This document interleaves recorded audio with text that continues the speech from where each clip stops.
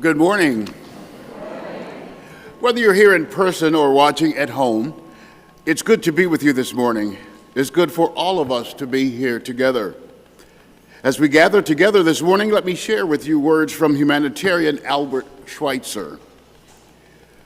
At times, our own light goes out, and it is rekindled by a spark from another person. Each of us has cause to think with great gratitude of those who have lighted the flame within us. Come, my friends, with our hearts open to both the challenges and possibilities that this new day and new week bring, with our hearts open to all that inspires, sustains, redeems, and transforms us. Come, let us worship together. We now have special music from our UUFR pop-up choir.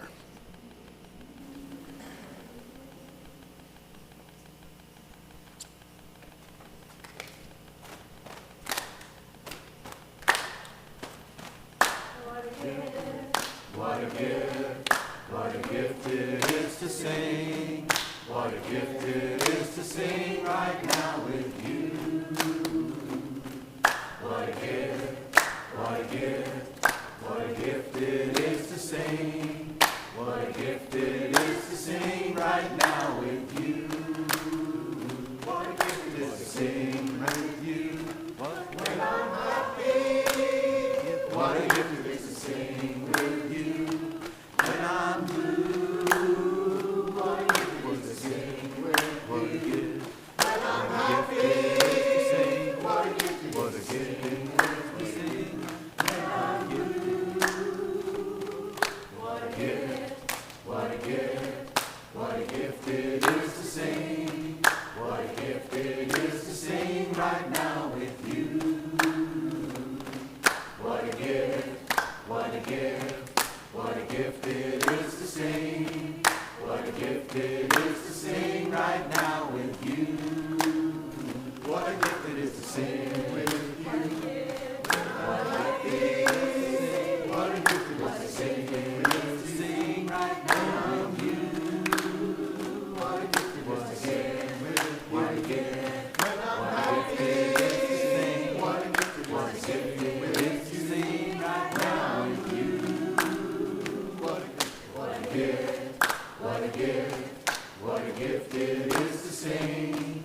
What a gift it is to sing right now with you. What a gift, what a gift, what a gift it is to sing. What a gift it is to sing right now with you.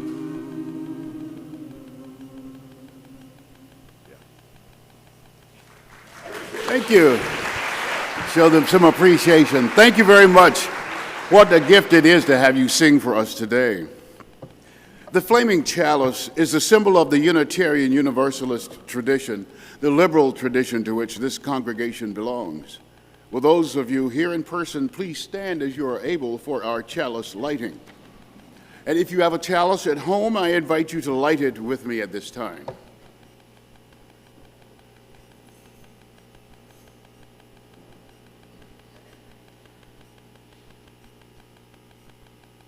Please read the words along with me.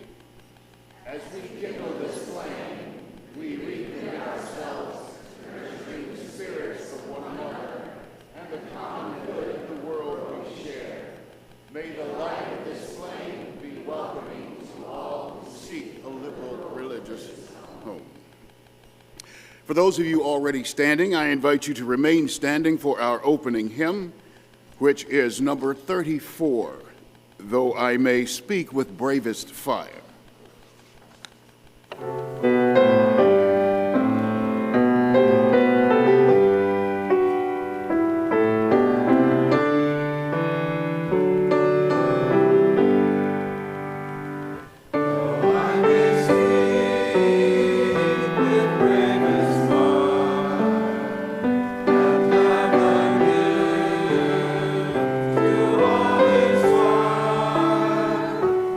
Have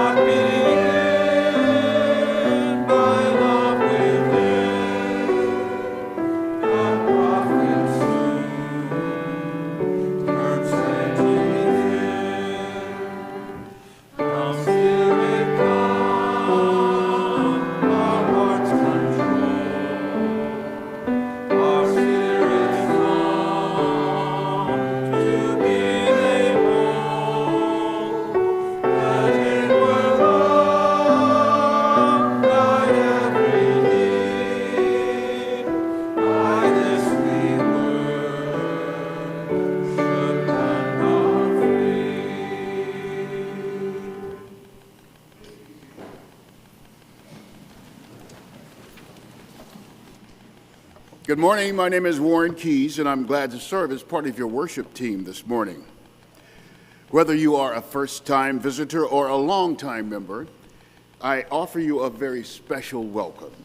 Here at the Unitarian Universalist Fellowship of Raleigh, we are intentionally inclusive, liberally religious, and actively seeking the common good of our shared world. Whoever you are and wherever you are on your own religious journey, you are welcome here. This morning, one of our lay ministers will be available in the front right corner of the sanctuary after the service to talk with anyone who might be experiencing any difficult circumstances in their lives and would like to speak to someone about that.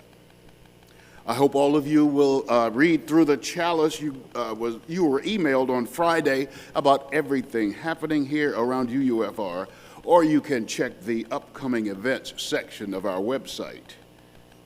Our in-person social hour this morning will be downstairs in Founders Hall.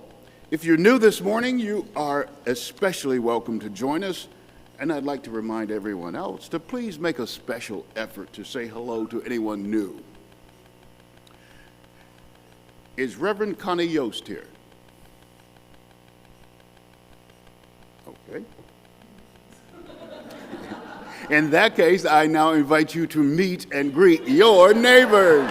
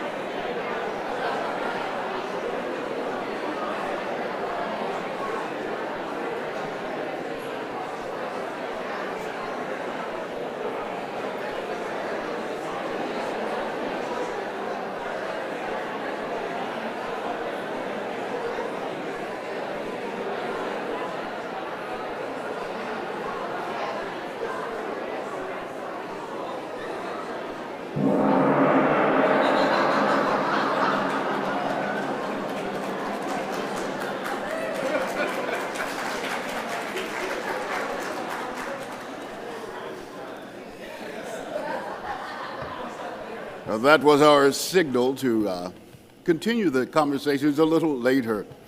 It's so exciting to know to see the exuberance of everybody who wants to speak to everyone, so that's a blessing to all. This is the time in our service when we acknowledge some of the joys and sorrows and concerns of our community.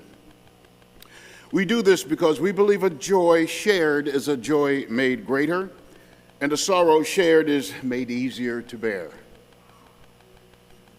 Becky Harper shares that Bob and Kathy Phillips are recovering in the surgical ICU Wake Med after their vehicle was hit by a speeding stolen truck on Morgan Street on Thursday. Bob is the retired director of our justice partner, Common Cause North Carolina. And as it happens, I worked with that couple many years ago at WPTF, WQDR radio and TV stations. So please keep them in your heart.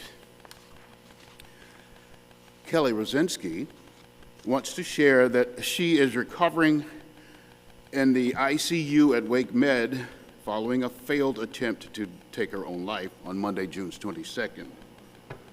She is glad that she survived and appreciates the love and support of her friends here at UUFR as she continues her recovery. So please keep her in your hearts. As we hold these shared joys, sorrows, and concerns in our hearts and reflect on the joys, sorrows, fears, and hopes of our own lives, let's be together in stillness and in silence, opening ourselves to that spirit within us and amidst us, called by many names but known to every human heart, that leads to a fuller, deeper, richer experience of life. After the silence, we'll sing hymn number 1002, Comfort Me. But now, let's be together in stillness and silence.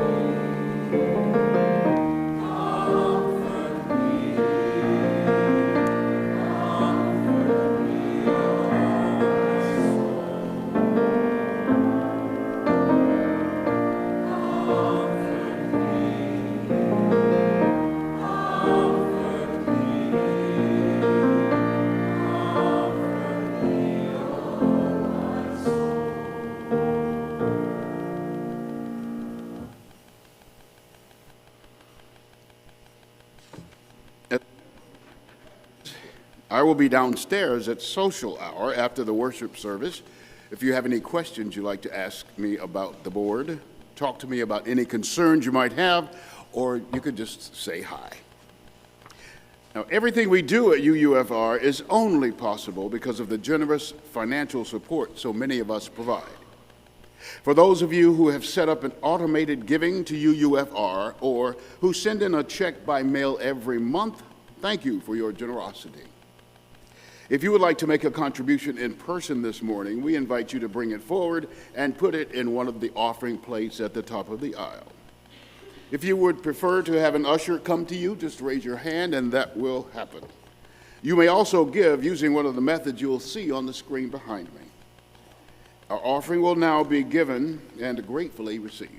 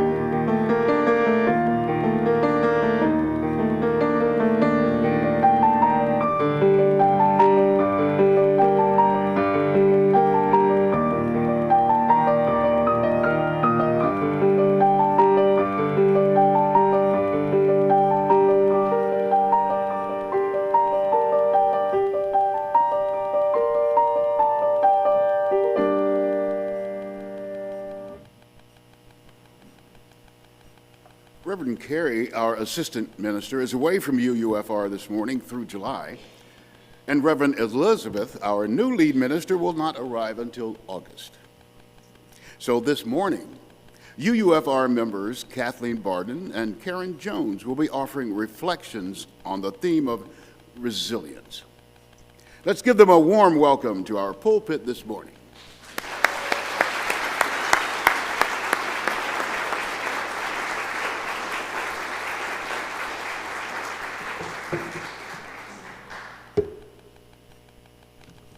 Thank you, and good morning. My name is Kathleen Bardin. I use she, her pronouns, and I am one of the lay ministers here at UUFR. And I'm here this morning to share a reflection on resilience with you. I have found it prudent to make a study of resilience. And fortunately, I didn't have to study resilience alone. Due to research done by handy social scientists, all I had to do to get started was double down on reading my Brené Brown. Her books, The Gifts of Imperfection and Rising Strong, are in my library, and her TED Talk on the power of vulnerability is just a few keyboard clicks away. I also learned a few things from two other key figures, Zen Buddhist teacher Thich Nhat Hanh and A.A. Milne's friend, Tigger, also friend of Winnie the Pooh. Since moving to North Carolina in 2016, I have rebuilt my life from the inside out. And Reverend James noticed this. He told me it's like I'm a different person. And I'm here today also because when he asked me if I was interested about talking from the pulpit, I said yes. Before I moved to North Carolina in 2016, I had been in and out of therapy for 20 years. When I did move here, it was because I had finally bottomed out. Unemployed, newly single, and grieving. I hurt so much that I was determined to make some major changes. 2 unhealthy long-term relationships after my divorce from an abusive husband had ended, and life is just too short not to consider that maybe, just maybe, I might be codependent. I am blessed to have a cousin living in Cary who invited me to come and stay with her while I got back on my feet. My effort took years, and it was complicated. Upon moving here, I promptly sought out a therapist, a doctor, a psychiatrist, a 12-step group, Codependence Anonymous, and a Unitarian Universalist congregation. I began to see the results of my efforts within the first year when my therapist and I were able to determine that I had been misdiagnosed. Underneath what had appeared for 20 years to be depression and anxiety, I had been living and continue to live with complex post-traumatic stress disorder, or CPTSD. This was likely due to trauma, some of which I have no memory of, either because I blocked it out or because I was too young at the time to remember. My CPTSD diagnosis was a revelation. Knowing this has changed my life for the better. And while there is no cure for CPTSD, there are things I can do to manage it and accommodations I can ask for when appropriate. By the time I got my CPTSD diagnosis, I was already in a Codependence Anonymous group with others, sharing what they were doing in therapy and outside of it to address their trauma and to help them get through the arduous 12-step process. I was active at UUFR, including the Community of Mindful Living, where I took a deep dive into mindfulness practices, including meditation. I was playing my ukulele with the Cary Ukulele Club. I was knitting with a group from Chapel Hill UU. I was doing regular exercise in the park and aerobics. Basically, I was busy applying all the things I had learned about resilience. When Reverend James asked, when faced with difficult situations in life, how can we bounce back? I thought of three things. One, we can bounce back like Winnie the Pooh's friend Tigger. That cat exemplifies bounce. And like Tigger, we don't actually want to bounce back. I absolutely did not want to simply return to being the person I was before I bottomed out. No, I wanted to reinvent myself, becoming Kathleen 2.0. Instead of bouncing back, I bounced forwards repeatedly. This motion was not one large rebound. It was lots of little small bounces, gradually moving me forward through the messy work of transformation. The deep changes that I saw in myself and others practicing resilience required sustained and substantial effort over time. It was not always glamorous, and in fact, it often looked more like a turtle slogging through mud than a cat bouncing through the 100-acre wood. That being said, the key findings from my reading of Brené Brown's The Gifts of Imperfections, including the top 5 most common factors of resilient people, and exemplified by my own experience of what can help us bounce forward, can be summed up in one handy acronym: TIGGER, or Tigger. Gotta love your lists and acronyms in the recovery community, I tell you. So T is for transformation. One common resilience factor is that resilient people hold the belief that they can do something that will help them manage their feelings and cope. This was certainly one of the huge benefits of the mindfulness practices I learned from the time I spent here with the Community of Mindful Living. That I could watch all kinds of feelings pass through me, noticing and observing them without judgment and without running away, because it's easy to want to run away from the really difficult feelings. And while it is healthy to feel my feelings, I am not my feelings. I think that for me, though, resilience goes beyond managing and coping. In my experience, many resilient folks believe that they can make positive changes in their lives that will help them not just cope and survive, but possibly even thrive. And it was no accident that I joined a 12-step group where people shared their experience, strength, and hope with me. In addition to Brene Brown's discussion of the ability to reset, I found literary inspiration from Jane Austen's Sense and Sensibility heroine, bravely retrenching her finances for the family after the loss of her father, or in Mary Ballow's Survivals Club novels that follows a group of Napoleonic War survivors as they gather together at least once a year to share about their trauma and support each other's transformation and healing. I am a firm believer in the power of narrative therapy, whether that means being inspired by the stories of others or looking deeply into the stories we tell ourselves about what happened or what is happening.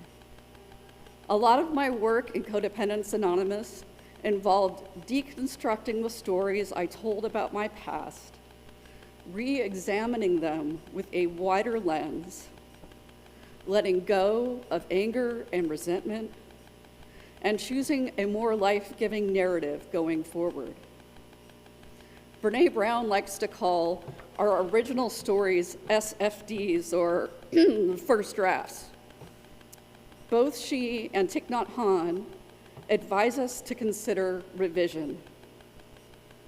And like the lyrics of Natasha Bedingfield's song, I believe that the rest is still unwritten. Moving on to I. I is for interdependence and intentionality. Resilient folks don't bounce back by themselves. They have social support available to them and are connected with others, such as family and friends. I believe it is their connection with others that inspires and empowers them to make new and different choices. Tigger does not bounce around those woods alone. Oh no. He is surrounded by Pooh and Owl and Eeyore, probably Kangaroo hopping along right there with him, and let's not forget Christopher Robin. In my case, even as an extrovert, I found myself even more motivated to put myself out there and make new connections. I is also for intentional, or as Brene Brown would say, deliberate. Resilient people use what limited bandwidth or resources they have wisely. If they can, they use proven methods. I intentionally cultivated relationships with trustworthy people who could offer companionship and support. I occasionally leaned on adopted UU godparents from the San Jose, California congregation. I regularly spoke with close friends from California and made a point of making new friends here in North Carolina. I returned to the basics, to my values, to the 12 steps, to UU and Buddhist principles repeatedly to ground my work. G is for greater power. Resilient people are spirited. They understand resilience is a spiritual practice. Brene Brown will say they are able to cultivate hope, practice critical awareness, and let go of numbing and taking off the edge of vulnerability, discomfort, and pain. I have no doubt that my resilience was greatly enhanced by the efforts that I put into my own spiritual growth, especially in UU communities.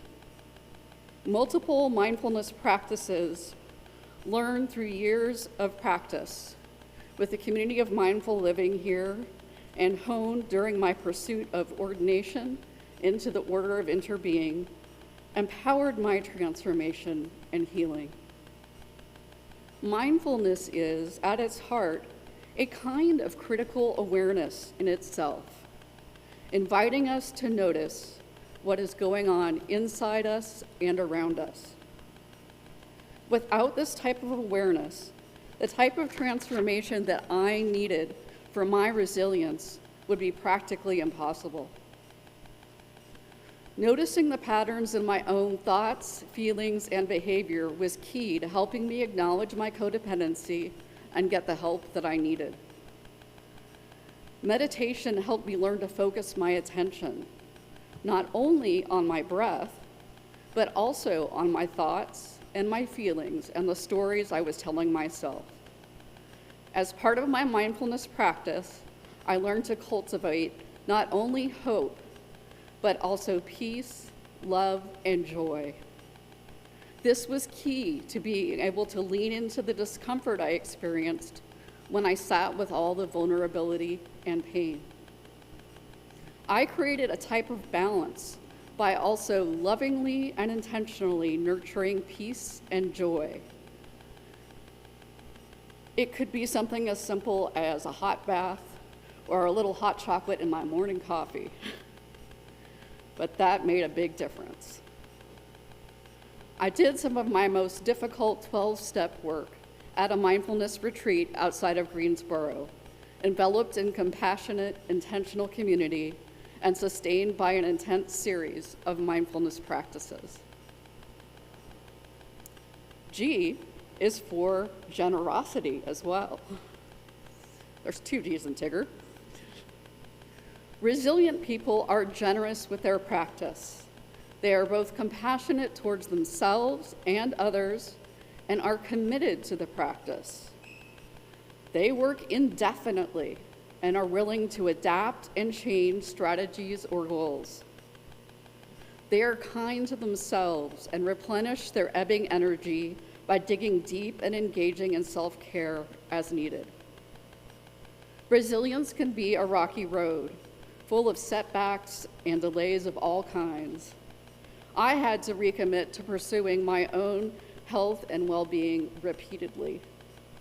I saw therapists in 3 different states over several years, and it took a lot of determination and kindness towards myself to get that right diagnosis and recognize my codependency, let alone to treat it and work the 12 steps. In Tigger's case, well, it's hard to imagine him not bouncing. E is for emboldened. Resilient people are courageous. They are brave. One of my favorite Brene Brown quotes is, "The middle is messy, but that's where the magic happens." This work is not easy, and pursuing resilience may be a bit scary at times. But people who are successful do the work in spite of any fears or anxieties they encounter. Resilient people often choose a difficult, even countercultural path. They love themselves fiercely. It is no accident that love is at the center of our faith. According to Brene Brown, loving ourselves is the most essential part of living a wholehearted life. Courage, ignited by love. Courage, ignited by love, helps them take action even when it is hard. In my case, I committed to being brave years ago, and I even wear a Purple Heart ring on my finger to remember that I have what it takes to be courageous. And finally, R. R is for resourceful. According to Brown, resilient people are resourceful and have good problem-solving skills. You might think of them as gritty, persistent, or tenacious. I became so resourceful that I impressed my therapist, a licensed clinical social worker who was trained in offering resources to clients. As a determined problem solver, struggling with all kinds of challenges, I found it necessary to modify my approach and try again, a second, a third, a fourth, the 5th time. I tried new things, including a yin yoga class and cutting-edge somatic therapy that helped with the trauma trapped inside my body. Related to being resourceful, resilient people are more likely to seek help. And boy, did I need and ask for a lot of help from parents, friends, extended family, complete strangers, mindfulness and 12-step group members at UUFR, and from all kinds of media. Almost no source of help was off the table. It was humbling, finding that I needed to ask for help over and over again. And while I struggled at first with guilt and shame around asking for help, I was relieved to discover the value of receiving as well as giving help. None of us can give help infinitely, and at some point, it is important to be able to receive it. Asking for help was vulnerable, but it was also one of the most powerful things that I did. And that's it. R is the last letter of Tigger, so we must be coming to the end of my reflection. I hope you find at least one thing here that helps you bounce forward. And I would like to leave you with these words from Brené Brown. It appears that rising strong after falling must be a spiritual practice. Rising demands the foundational beliefs of connection and requires wrestling with perspective, meaning, and purpose. I recently came across Liz Gilbert's Instagram feed, and I think this sums it up perfectly. Grace will take you places hustling can't. Thank you.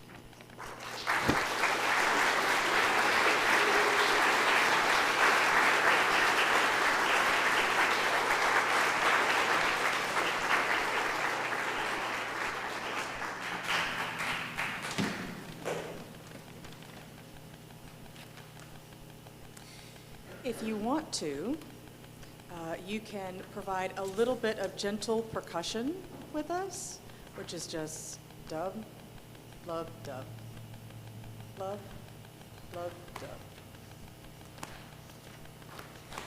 I am blessed, yeah, I am blessed, even when I'm here feeling like a mess. This life has shown me all kinds of stress, and also opened up my heart like the greatest treasure chest. I have grown, yes, I have grown, and I'm finding my way home. Yes, I have grown, and I'm finding my way home. I am blessed, even when I'm here feeling like a mess. This life has shown me all kinds of stress, and also opened up my heart like my greatest treasure chest. I am grown, yes, I have grown.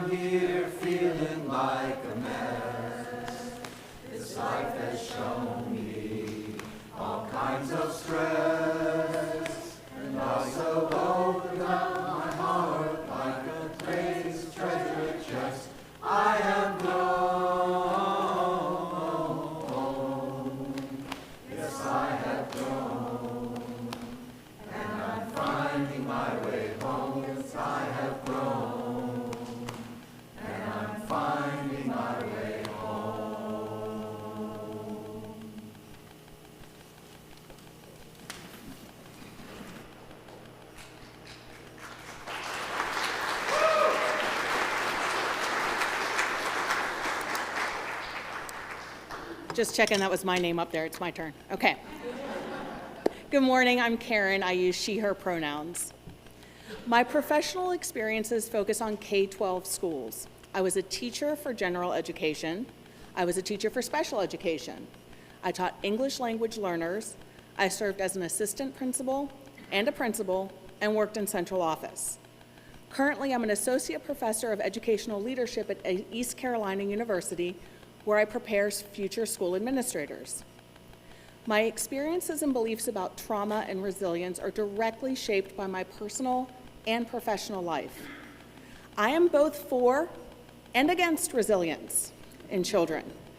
I think about big T trauma needing big R resilience, and little t trauma needing little r resilience. When I was an elementary school principal, I was at a school that served grades kinder through 5th grade in Austin, Texas. We were a walkable neighborhood school with involved, educated parents. Our Parent-Teacher Association, the PTA, decided one spring they wanted to host a spelling bee. They organized, advertised, and took care of the entire event. The event was for 4th and 5th grade students who volunteered to participate and practiced. So one evening, the students, the families, the PTA volunteers filled the large elementary school cafetorium, which is a large room with a stage on one end and cafeteria tables on the other. As the principal, I welcomed the participants and families and thanked the volunteers. I then moved to the back of the room to join the audience. The first few rounds went well. Students were nervous, excited, spelling their words, and then the cracks started to show. A student missed his word and had to sit down. This 5th grade boy yelped loudly and began sobbing on the way to his seat. Then it happened again and again. Students having large emotional reactions to publicly losing the spelling bee. As a school leader, I began to shift in my seat. What would parents think? What was happening? Multiple students were not okay with missing the word and having to sit down. These were not small emotional outbursts. These were large, some sad, some angry. Some parents ran up to the stage to console their children. Some parents seemed embarrassed at their students' reactions. At the end of the spelling bee, there was one winner, a 4th grade girl, who received a certificate. There was a round of applause for the other participants. There were still many children crying in the audience. Then multiple parents came to find me.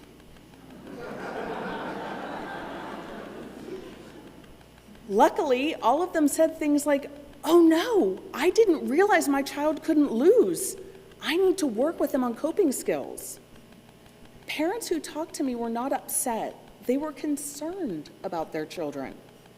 They also mentioned that if their reaction to losing an elementary school spelling bee was so grand, what would happen when the stakes were higher? These students needed little r resilience. They needed skills to bounce back or bounce forward and adapt after a loss. That seems appropriate to me. From an emotional standpoint, children and adults need to feel a loss, sit with that sad, uncomfortable feeling, realize it will pass, and be okay. People who can adjust to misfortune or keep moving forward after experiencing pain and grief are said to be resilient. Resilience is rarely an individual trait. It is shaped by relationships, environment, support systems. Psychologists often emphasize that resilience is not a fixed trait, but it's instead flexible and can change. Childhood can influence one's ability to be resilient later in life.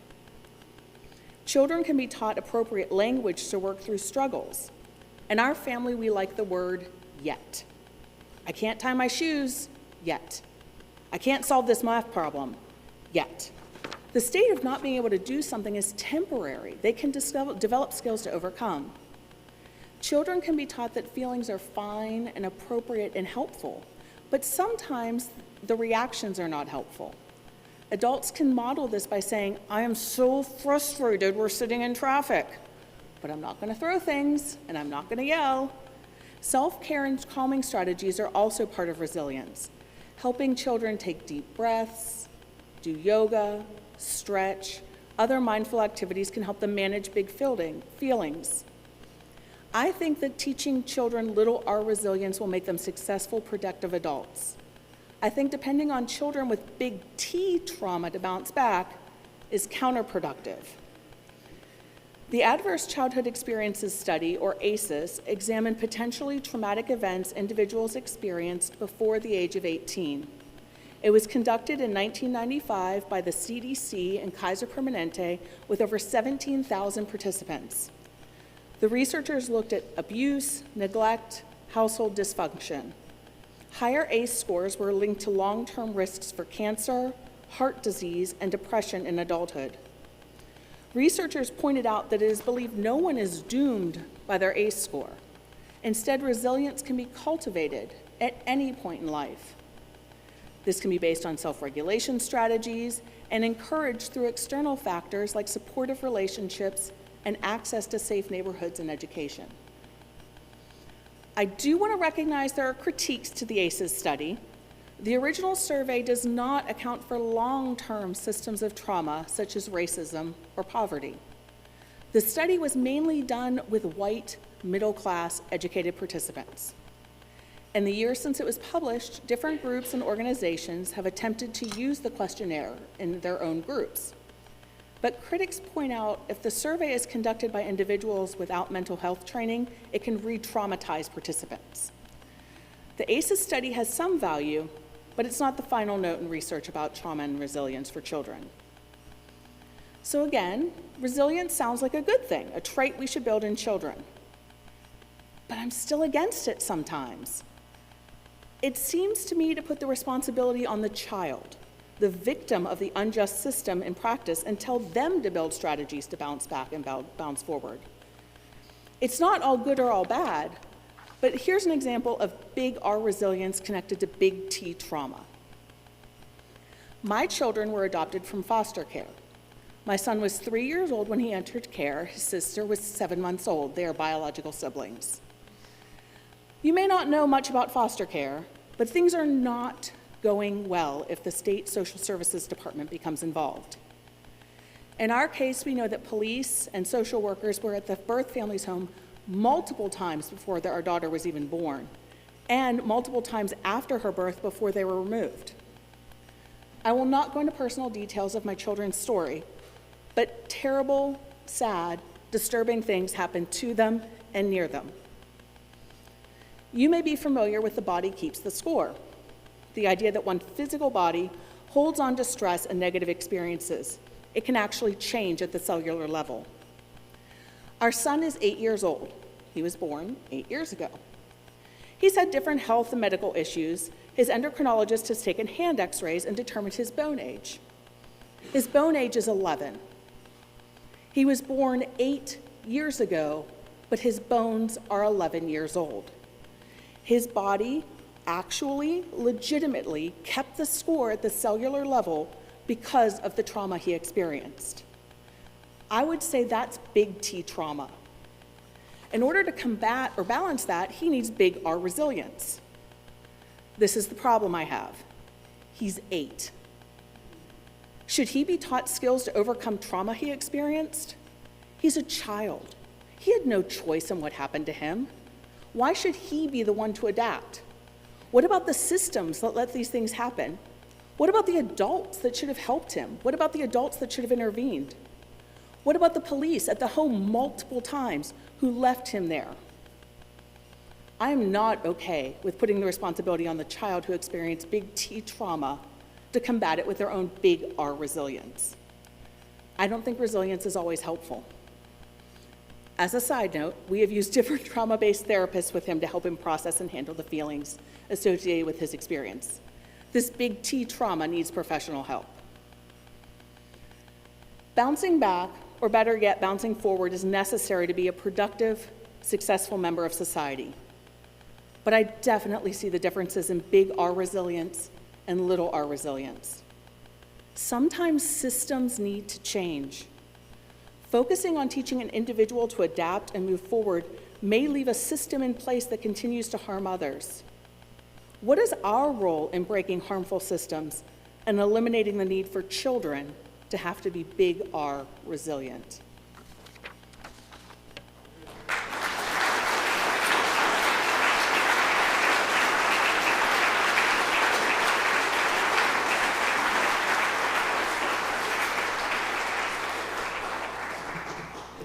Thank you very much, Kathleen and Karen. Those are quite helpful words.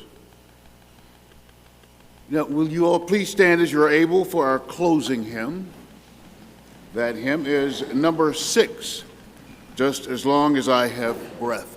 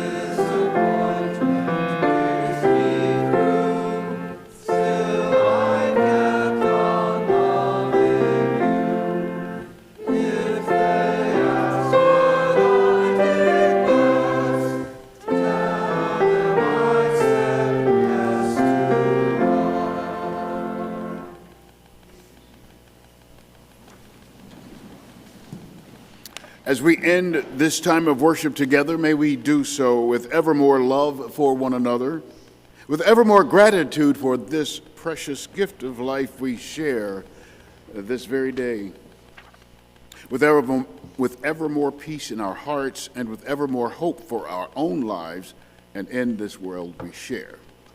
Amen.